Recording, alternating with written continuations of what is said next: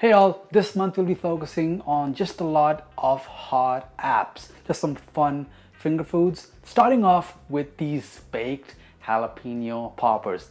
They'll be amazing, and if you want to tag along and make some hot apps with me, then just use the hashtag HotShots2022. Let's go. So of course we're gonna start with just a boatload of jalapenos, and we'll start cutting these in half. Now try to cut them symmetrically so you get like a bit of the stem on each half. It just makes eating it easier because we are baking them. Then remove the white parts, that's where the heat is. You can use a spoon or a knife, I'll show you both ways. And this is just so that we can control the heat level of our jalapenos. If you want it to be spicier, you can keep some of it still on, but most of it would have to come out because we're going to be stuffing these peppers with our cheese mixture, and you need some space so we can then bake it. I'm going to add in some bacon to this. I got this block from the butcher.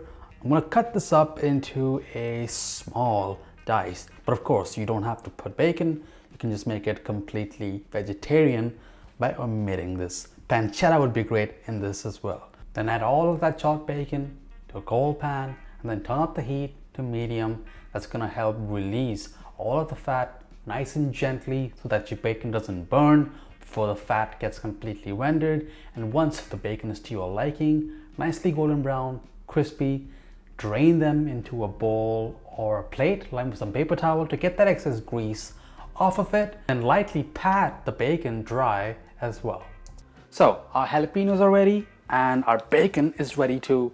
I'll put some cream cheese in a large bowl. This is going to be our stuffing to the jalapeno poppers. Add in all of your nice bacon bits, then lots of finely chopped green onions, then about a cup of nicely grated cheddar cheese.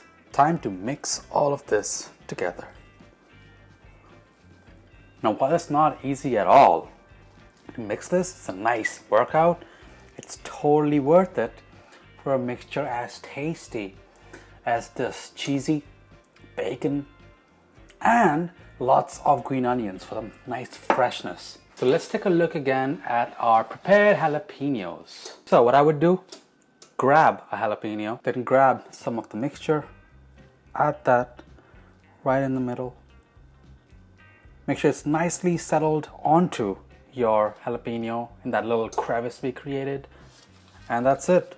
Now there's no need to really put salt in this because there's a lot of salt in the bacon, in the cheese, and if you really think after tasting that you might need salt, then you can feel free to add some. Okay, now we're going to prepare the breadcrumbs, and I'm going to use my garlic butter that I've prepared already in advance, but the full recipe will be in the link down below. You can use regular butter as well. This is just about a tablespoon and a half. So while it's melting, I'll put some breadcrumbs in another bowl and then add all of your butter into your breadcrumbs. It's about a half a cup of breadcrumbs. So give this all a nice mix.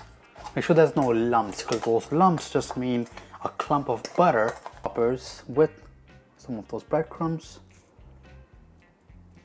Actually, I'm just gonna bunch them all together so I don't waste the breadcrumbs as I'm putting it on. So that's gonna make your life a bit easier.